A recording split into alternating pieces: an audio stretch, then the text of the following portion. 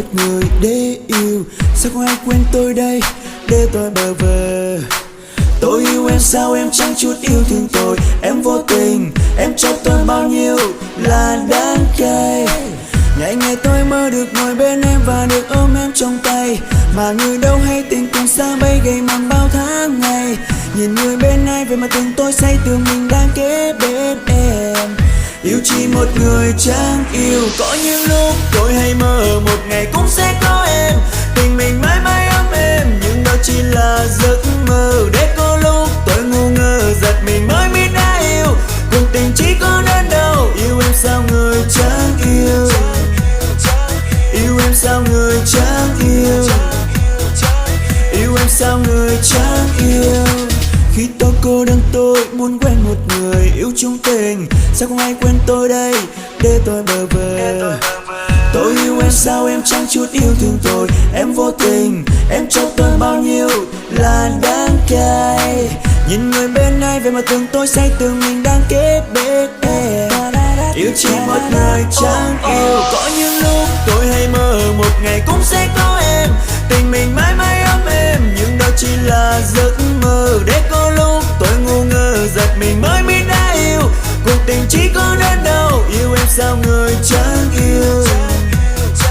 Yêu em sao người chẳng yêu. Yêu em sao người chẳng yêu.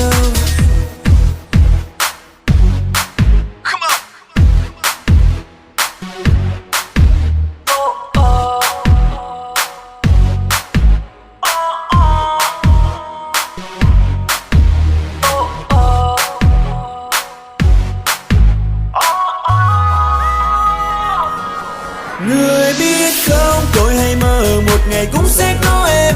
Tình mình mãi mãi ấm êm nhưng đó chỉ là giấc mơ. Để có lúc tôi ngu ngơ giật mình mới biết đã yêu.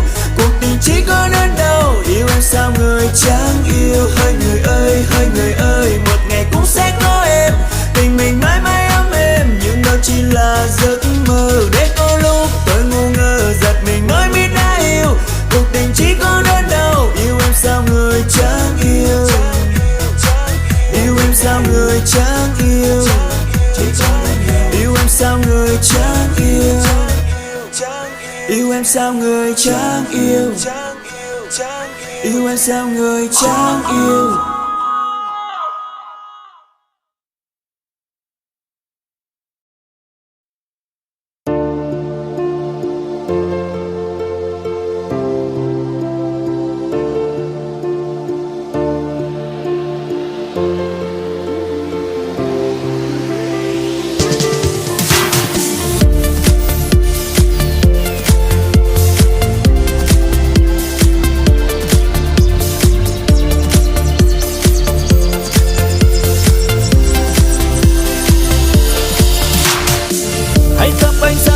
Tôi khi yêu tư đang chất đầy vì tình em đổi thay.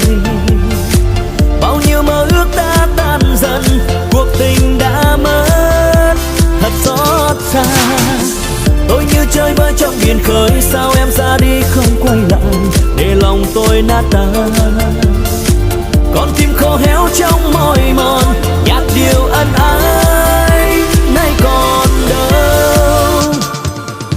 Thật đớn đau trái ngang lòng tôi mà cùng cối đá tôi chết giữa ngàn khơi. Giọt đắng cay thấm tan vào không gian, hồn ta vỡ trắng tan đời ngã nghiêng.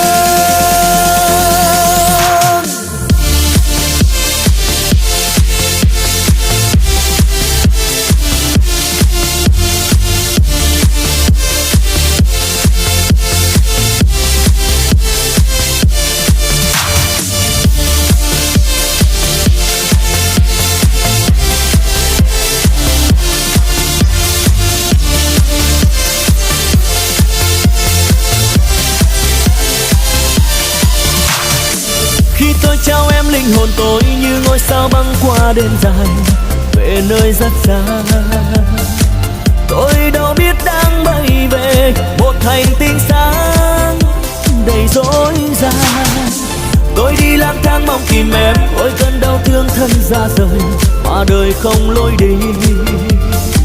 Đang là giấc mơ kiêu kỳ để hồn tôi uống men rượu cay. Thật đớn đau lòng tôi mang cùng cối đá, tôi chết giữa ngàn khơi. Giọt đắng cay thấm tan vào không gian, hồn ta vỡ trắng tan đời ngã nghiêng. Thật đớn đau trái ngang lòng tôi mang cùng cối đá, tôi chết giữa ngàn khơi. Giọt đắng cay thấm tan vào không gian, hồn ta vỡ trắng tan đời ngã nghiêng.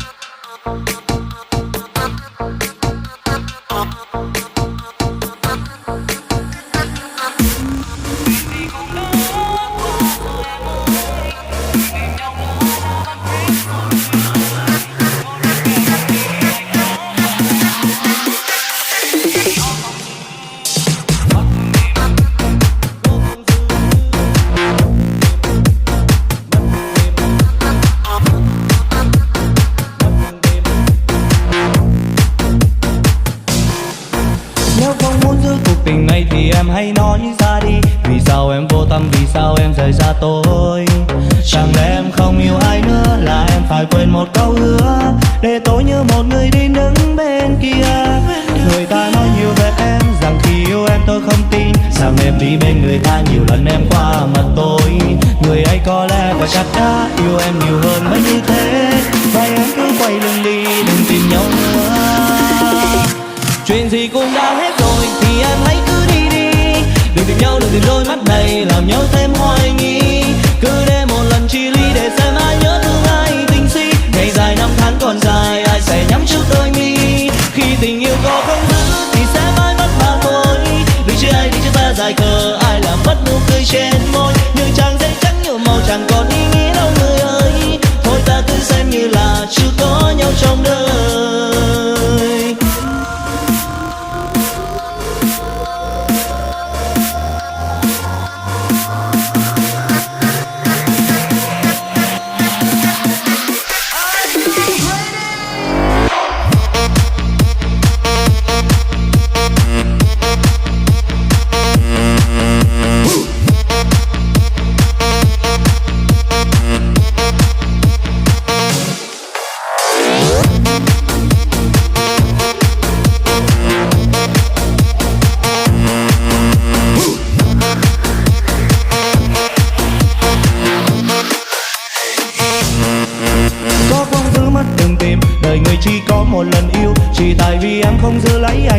Vòng tay một chút nữa để hiểu hơn nhau, xem ai sẽ cùng đi bên em cho hạnh phúc. Có lẽ em chưa chia tay, em chưa đổi thay.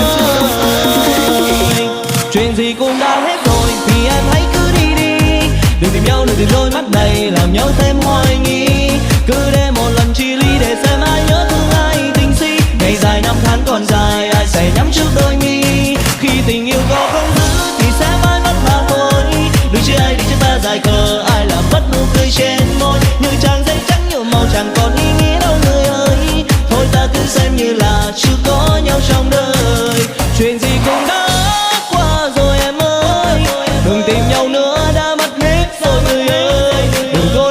làm chi vì anh đã quên em rồi.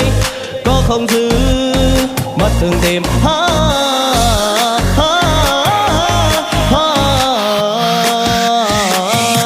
chuyện gì cũng biết hết rồi thì em hãy cứ đi đi, đừng tìm nhau nữa